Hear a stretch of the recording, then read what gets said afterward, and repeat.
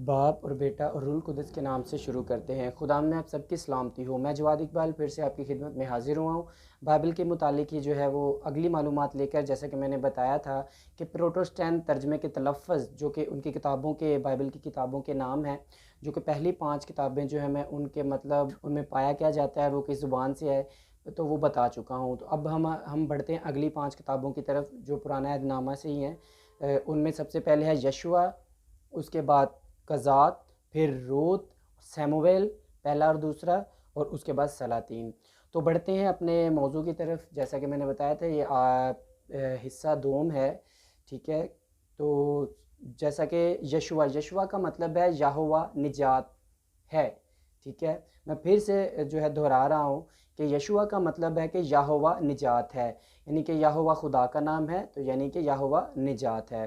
तो ये लफ्ज़ जो है ये अबरानी से उर्दू में आया है, और इसका जो अबरानी तलफ़्फ़ुज़ है यशुआ का वो है यहूशुआ, ठीक है।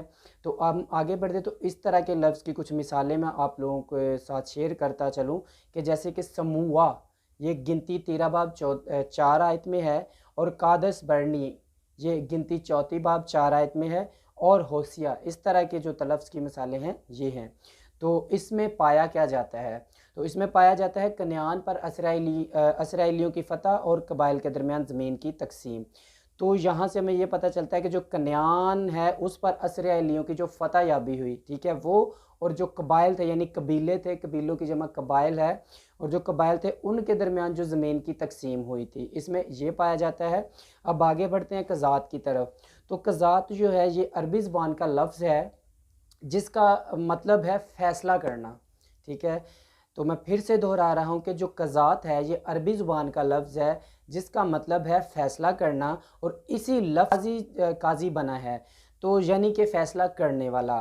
तो इसमें क्या पाया जाता है, मैं बताता चलो कि इसराइलियों का सिलसिला तारीख़, जिसके दौरान उन्होंने सीखा कि खुदा से दूर हो जाने की वजह से दुश्मनों के मुज़ालम सहने पड़ते हैं, जिसके नतीजा में वो तौबा करते और फिर खुदा इन्हें किसी काजी के वसीला से छुड़ाता, ठीक है।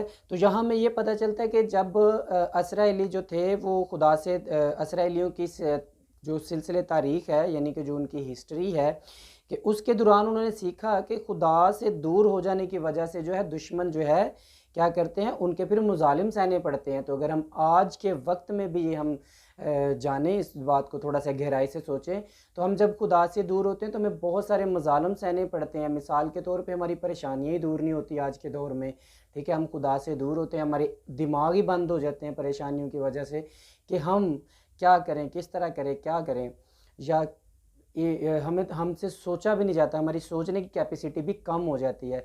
हम बहुत कम लोग हैं कि जो खुदा के हुज़ूर बैठ जाते हैं परेशानी में। तो मैं बताता चलूँ कि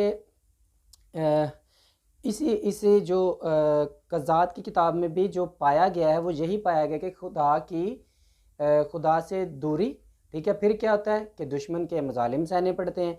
फिर अक्स नतीजा एंड ये होता है, अगर तो किसी को अकल आ जाती है आज के दौर में भी, तो वो फिर क्या करता है कि खुदा के हुज़ूर बैठ जाता है, फिर तौबा करता है, अपने अगले पिछले नए गुनाहों से वो जो है उसकी माफ़ी मांगता है खुदा से, और फिर खुदा जो है क्या करता है कि उसकी सुनता भी है और उसको माफ़ भी करता है। लेकिन उसके बीच में जो काजी का जिक्र है ना, कज़ात, ठीक है, किसी काजी के वसीला से।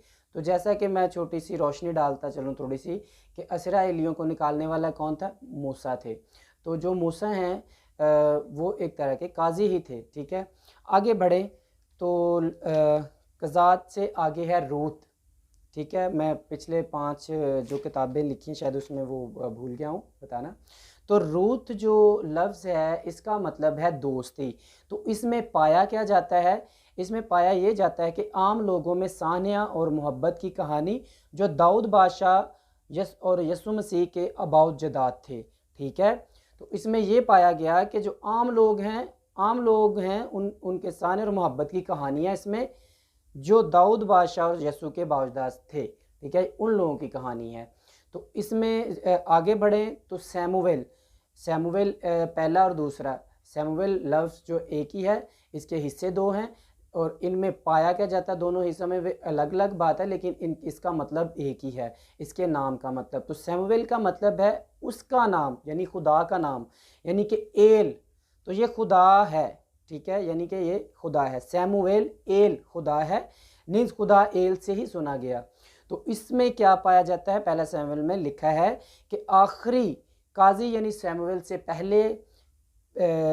पहले बादशाह साउल तक की हुक्मरानी के दौरान इसराइल की तारीख।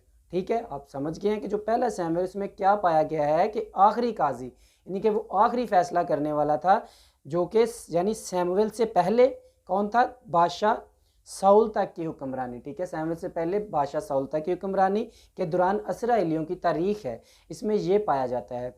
आगे बढ़े तो दूसरे सैमुएल में क्या हमें मिलता है कि दाऊद बादशाह के दौरे हुकूमत का तज़किरा। ठीक है, दूसरे सैमुएल में हमें जो है दाऊद बादशाह का दौरे हुकूमत का तज़किरा मिलता है। तो अब जो हमारी आखिरी किताब है, यानी कि जो पहली 5 किताबें और जो आगे वाली ये जो 5 किताबें, उनमें ये जो 5वीं किताब है सलातीन। तो सलातीन का मतलब है सुल्तान। तो जो सुल्तान है यानी कि बादशाह फरमारवा की ये जमा है। ठीक है, यानी कि बादशाहों की जमा है सुल्तान, या जैसा कि सलातीन है लफ्ज़, तो इसका मतलब बना सुल्तान, और ये बादशाह फरमारवा की जमा है। तो इसमें पाया क्या जाता है ये बयान करते चलें।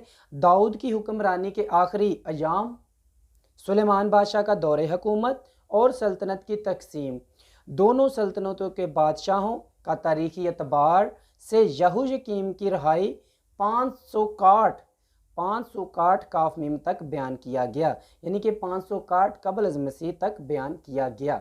तो इसी के साथ जो हमारे आज का ये जो टॉपिक है ये इख्तिताम को पहुंचता है। फिर मैं आगे जो है अगली 5 किताबों की जो वजाहत लेकर आऊँगा, उन किताबों के मतलब वो किस ज़ुबान से आए हैं तो वो बताया जाएगा। और मेरी आपसे दरख्वास्त है कि मेरे इस चैनल बाइबल्स वर्ल्ड को सब्सक्राइब करें, शेयर करें, लाइक करें, और सबसे बड़ी बात है कि मुझे सपोर्ट करें कि मेरी हौसला अफजाई और मैं ऐसी वीडियोस आप तक लाता रहूं जो कि चंद मिनट में कुछ ऐसी मालूमात आप तक पहुंच जाएगी कि आपको स्पेशली एक जो है टाइम नहीं निकालना पड़ेगा स्टडी करने के लिए, जो मैं आपके मोबाइल में आपके पॉकेट तक पहुंचा रहा हूं ये चीज़ें। तो बराए मेहरबानी मेरे इस चैनल को जो है सब्सक्राइब भी करें, शेयर करें और मुझे सपोर्ट करें। सो इसी के साथ मैं इजाज़त चाहता हूँ। खुदा हाफिज़।